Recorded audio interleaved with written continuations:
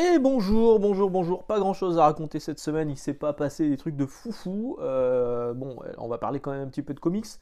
On va parler un petit peu de jeux vidéo parce qu'il y a quand même eu une Nintendo Direct cette semaine. On va peut-être commencer les jeux vidéo tout de suite. Il y a eu un Nintendo Direct mercredi et Nintendo, c'était une masterclass le truc, hein. C'est-à-dire que pendant que certains éditeurs, Microsoft et Sony, certains constructeurs rachètent des éditeurs, Microsoft avec Activision et Sony avec Bungie. Nintendo ils sortent des jeux et putain, truc de fou quoi. Enfin, ils ont annoncé énormément de choses. Il y en a pour tout le monde. Alors, il y a eu un Nintendo Switch Sports qui est le successeur spirituel de Wii Sport, même si le successeur spirituel de Wii Sport aurait pu être Wii U Sport. Non, là c'est Nintendo Switch Sport. Bon, on s'en bat un peu les steaks, mais c'est-à-dire ils essayent de ratisser extrêmement large, hein, au niveau du très grand public, et ils vont y arriver. Et en plus de ça, ils font plaisir aux anciens gamers comme moi parce que dans les annonces, hein, il y a eu énormément de choses. Donc il y a eu un Kirby, il y a eu un Fire Emblem Warriors dont moi je me fous un petit peu. Il y a eu Xenoblade Chronicle 3. Tout le monde attendait un remake, une version refaite de Xenoblade Chronicle X, celui qui était sorti en Wii U, qui est très bon. Mais là, c'est carrément un troisième épisode, et dans une ambiance un peu japonisante et tout. Enfin, ça a l'air trop trop bien. Vraiment, je l'ai vu, j'ai fait putain, Day One, ça sort en septembre. Et en fait, je me dis que ma Switch, ça faisait un moment que je l'avais pas vraiment relancée depuis Metroid, et même entre Metroid et le jeu d'avant, ça faisait un moment en fait. Mais là, j'ai l'impression que je vais y jouer toute l'année. La console est sortie en 2017, c'est ça 2017. Elle a donc 5 ans.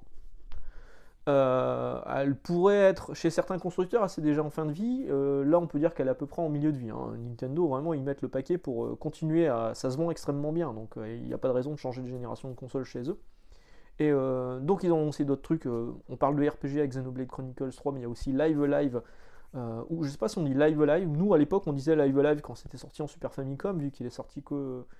Il n'y a pas eu de version américaine, je crois qu'il est sorti qu'au Japon. Mais on dit peut-être Live Live, je sais pas. C'était un jeu de chez Square Enix à l'époque, enfin de Squaresoft. À l'époque, ça s'appelait encore Squaresoft et ça n'avait pas encore fusionné avec Enix. Et ils ont fait un remake avec le moteur de Octopath Traveler et Triangle Strategy qui sort bientôt. Savoir ce qu'ils appellent la 2D HD, c'est hyper beau. Ça me tente, mais à mort. Je l'avais fait un tout petit peu en japonais, mais j'étais vite confronté à la barrière de la langue, hein. À l'époque, encore maintenant, je maîtrise pas vraiment, vraiment bien le japonais, plus maintenant qu'à l'époque, mais. Et là, ce remake, mais je le prends tout de suite, je le prends direct. Mais surtout, la grosse annonce de Nintendo, c'est 48 nouvelles pistes sur Mario Kart, divisées en 6 packs, 8 packs, je sais plus, jusqu'en fin 2023, 6 packs. Il y aura 8 courses par pack, et ça commence déjà au mois de mars, donc le premier pack arrive au mois de mars. Donc 48 courses, c'est quasiment un nouveau jeu en fait, hein. On était beaucoup à espérer voir arriver un Mario Kart 9. Bon, ce sera pas pour demain, parce qu'il continue. Après, il n'y a pas tellement de raisons, vu qu'il y a déjà une communauté assez énorme sur Mario Kart 8 Deluxe. Juste rajouter des circuits, c'était la bonne idée, d'autant que ce sont des circuits. Il y en a qui ont gueulé en disant ouais, c'est juste des circuits des anciens. Ouais, mais ils font ça tout le temps. Et puis, c'est effectivement des anciens circuits, mais avec le système propre à Mario Kart 8, à savoir l'antigravité là. Et je suis hyper hypé, j'ai hyper hâte d'essayer, j'ai déjà préco. Pardon, je vais mourir. C'est l'excitation, tout ça. Donc 25 euros les 48 circuits, le pack total de tous les DLC. J'ai précommandé. Et j'ai précommandé, je l'ai pris évidemment, évidemment, et je vais me relancer sur Mario Kart. J'avais arrêté d'y jouer. Quand j'y jouais, je tombais sur plein de pseudos avec des GK dedans. Et c'était des mecs qui en général jouaient pas très bien. Donc c'était des points faciles à prendre. Je pensais que c'était des fans de Gamecult, mais en fait non. J'ai découvert que c'était des fans de youtubeurs Guillaume et Kim, je crois, qui font beaucoup de vidéos sur Nintendo. Et c'est vrai que quand on les voyait débarquer avec mes potes, c'était écrit GK, on se disait bon, on va gagner. On va gagner. Mais ce qui me fait marrer, c'est que quand on les voyait débarquer, les mecs de GK comme ça, c'était quand même il y a 5 ans. Donc si c'était des adolescents à l'époque, c'est-à-dire que maintenant ils ont une vingtaine d'années, est-ce qu'ils suivent encore les mêmes youtubeurs? Je suis pas sûr. Est-ce que est-ce qu'on continue à suivre des youtubeurs sur toute une durée? Je sais que par exemple Norman fait des vidéos, sa communauté est en train de se diminuer, de se péter la gueule parce que les gens ont mûri et parce que l'humour de Norman les fait plus rire autant qu'avant. Peut-être que moi ça sera pareil, hein. Peut-être que là on n'est pas loin des 5000 abonnés. Je ferai un concours pour les 5000 abonnés, mais ça se trouve on les atteindra jamais. parce que je suis arrivé à un moment où les gens se lassent. Je sais pas. Donc oui, évidemment je le prends Day One. Alors il y a eu plein d'autres trucs hein, sur ce Nintendo Direct, mais vraiment ils ont fait un truc plutôt cool. Et pour fêter ça, je me suis dit que j'allais prendre un Uncharted collection. En fait, j'ai déjà Uncharted 4 sur PS4, j'ai Uncharted Lost Legacy, je l'ai aussi, donc c'est celui que j'ai dans les mains, sur PS4. Et ils ont sorti Uncharted Collection sur PS5, une version un peu refaite. J'étais pas chaud pour le prendre. Même si, effectivement, quand on possède l'un des deux jeux, Uncharted 4 ou Uncharted Lost Legacy, et qu'on l'insère dans la PS5, elle vous propose automatiquement d'acheter la nouvelle version pour 10€. C'est-à-dire qu'en fait, si vous avez seulement un des deux jeux, pour 10€ de plus, vous avez la nouvelle version PS5 des deux jeux. Plutôt intéressant. Moi, j'ai les deux jeux, ça m'intéressait pas des masses. Et puis, on y a joué un petit peu chez mon pote Yann. Et puis, je me suis rendu compte que quand même, c'était plutôt joli et que c'était pas juste lisser un peu des textures. Ils ont vraiment retravaillé un peu des trucs, les effets de lumière. De toute façon, je pense que si j'avais pas refait les jeux récemment, je les ai refait l'année dernière. Je l'aurais pris direct. Bon, bah là, finalement, je me suis dit, allez, vas-y, ça coûte que 10 balles, je l'ai pris.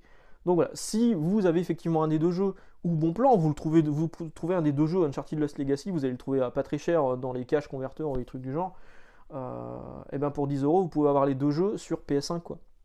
Si vous avez une PS5, évidemment, si vous faites partie de l'élite qui a réussi à choper une PS5, bon courage.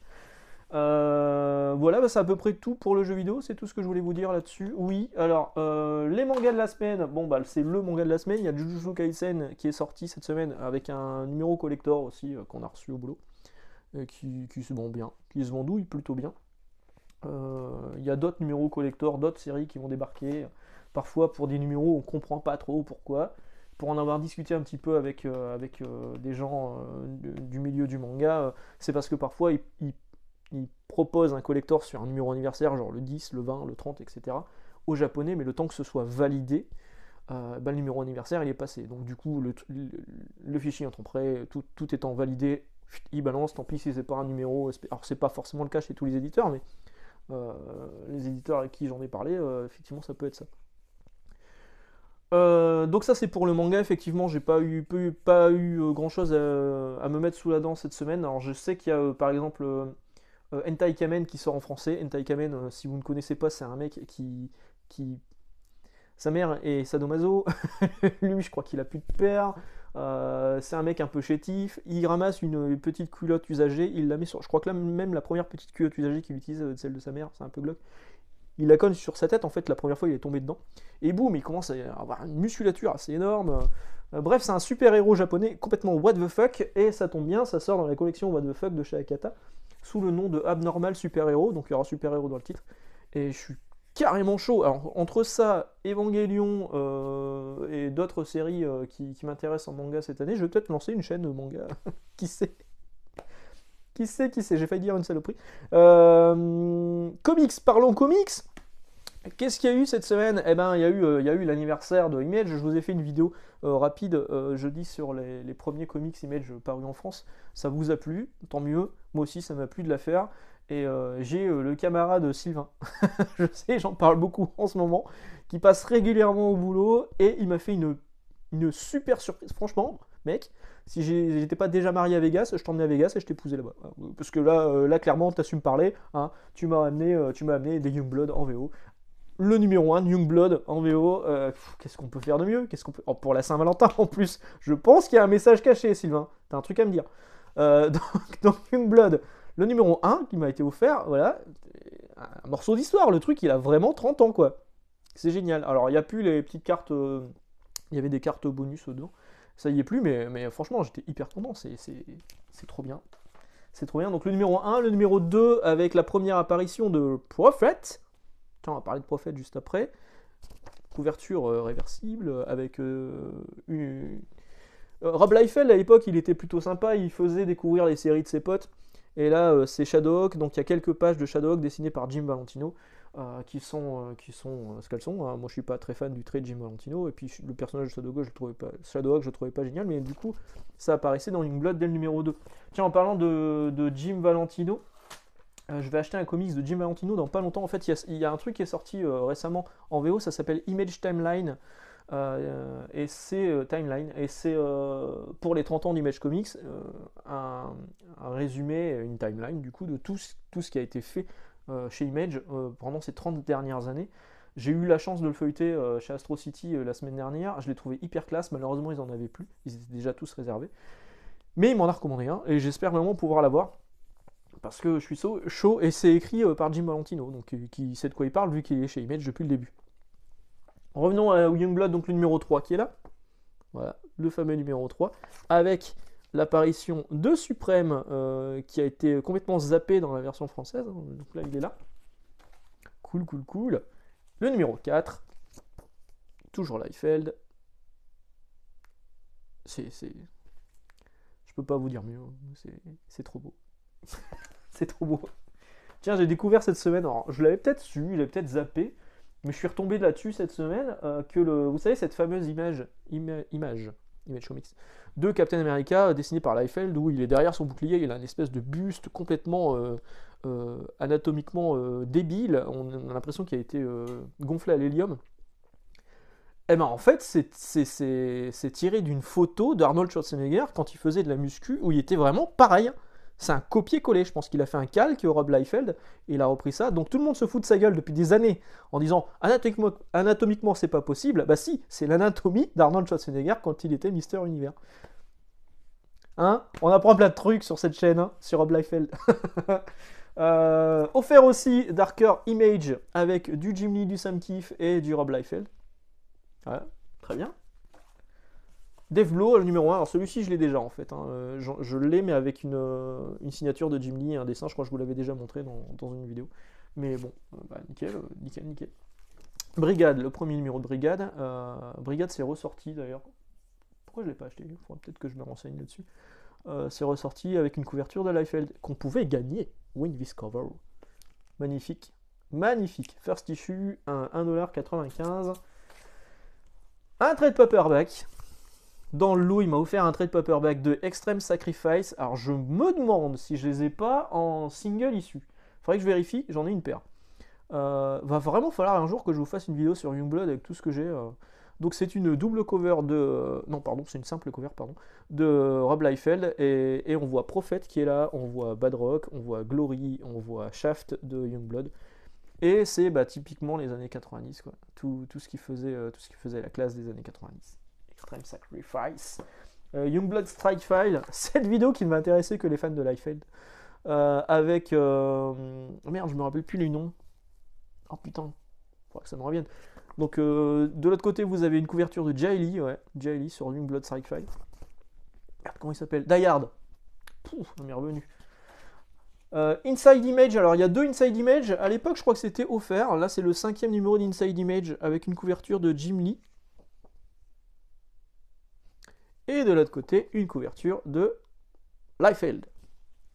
Et évidemment, et celui-ci qui était vendu $1, donc là on est plus sur le numéro 5, on est sur le numéro 25, couverture de Liefeld de ce côté-là avec Badrock ou Bedrock, et il a eu les deux noms, et de l'autre côté c'est une couverture de J. Scott Campbell sur Gen 13, une couverture qui aurait été utilisée d'ailleurs sur le comics Gen 13 en tant que tel. Le numéro 1 de Wildstar, vraiment il a récuré tout ce qu'il avait sur les vieux titres Image dont il n'en avait plus besoin, et les ont fait. Alors cette couverture est assez particulière parce qu'elle est embossed, ça c'est du vrai embossed en fait, il y a vraiment un relief qui est là, avec en plus un vernis sélectif. Elle est plutôt cool cette couverture. Bon, la série elle est pas du tout restée dans la mémoire. Et enfin, non, il y a encore un truc, bon je vais montrer ça. Ça, Johnson, alors couverture complètement minimaliste, avec juste les noms des auteurs, ça s'appelle Tribe, et c'est Larry Stroman au dessin. Larry Stroman, il a travaillé sur Namor après... non, c'est Jay Lee. Dans Larry Stroman, il avait travaillé sur X Factor, ouais, avec Peter David, et j'aimais pas du tout son trait. Hop, et enfin, il m'a offert également le trade paperback de la première mini-série sur Gen 13, donc tout ça, moi je l'ai en français, mais là du coup j'ai le trade paperback en anglais, je suis hyper content. Et le premier numéro de la série régulière de Gen 13, sur cette couverture. que j'ai déjà 2 fois, que j'avais fait dessiner par... pas dessiné, mais que j'avais fait signer par Jim Lee, Campbell, Choi, Garner, et il y en avait encore un, je ne sais plus. Campbell, je l'ai dit, bon bref.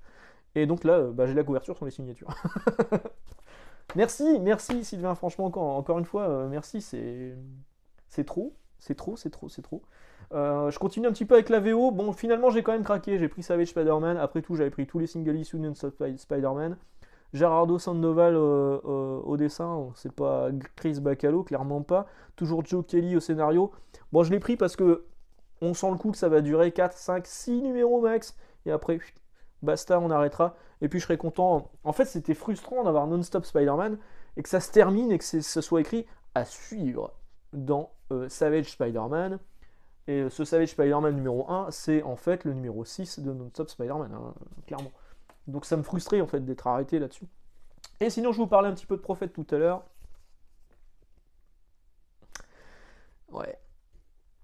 Ouais, c'est nul en plus. Hein. Franchement, c'est nul. C'est juste le premier épisode de Prophète que j'ai en trade paperback d'ailleurs. Je ne sais où. Pas là. Non, pas là. Pas à portée de main. Pas à portée de main. Oh, il est peut-être à portée de main. Non, il n'est pas à portée de main. Bon, bah sinon, je vous l'aurais montré. Je vous le montrerai dans une autre vidéo. Hein. De toute façon, je vais faire une vidéo sur Prophète, un de ces quatre.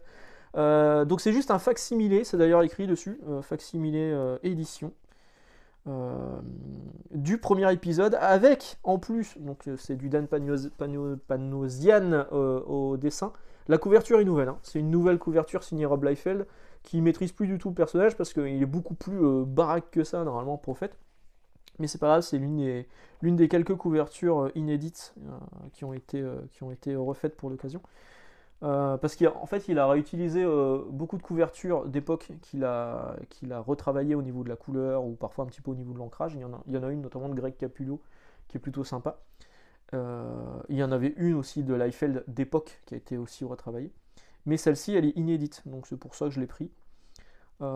Et premier épisode de la mini-série Prophète avant la série régulière qui fera exploser le talent de Stephen Platt. C'est même les colonnes de courrier de l'époque, hein, c'est exactement la même chose, c'est les mêmes pubs qu'à l'époque. Vraiment, en fait, il a juste pris les fichiers to be continued, be back here in 6 weeks. Bah non, en fait, c'est retour dans le passé. Si tu veux lire la suite. Donc il a juste utilisé les fichiers qu'il avait d'époque, il s'est pas fait chier, il a fait une nouvelle couverture, et ils vous vend ça 3,99$. Quelle arnaque, et moi évidemment, je l'ai pris comme un bon gros pigeon. Voilà. Qu'est-ce que je voulais vous dire de plus? Pas grand-chose. Peut-être une info sur... si vous voulez regarder Daredevil sur Netflix, Punisher sur Netflix et compagnie, Defenders, dépêchez-vous parce que ça quitte Netflix au mois de mars. Netflix s'est terminé le contrat avec Disney, avec Marvel et Disney. Donc il y a de grandes chances que ces séries soient mises sur Disney+. Ça dépendra des contrats en fait qui ont été signés. À mon avis, il y a eu un gros chécos. Et donc Netflix perd ces séries, toutes les séries des personnages un peu urbains de chez Marvel qui avaient été créés et financés par Netflix en plus de Marvel. Et donc ça va dégager Netflix au mois de mars. Donc si vous voulez les regarder là, allez-y, c'est maintenant.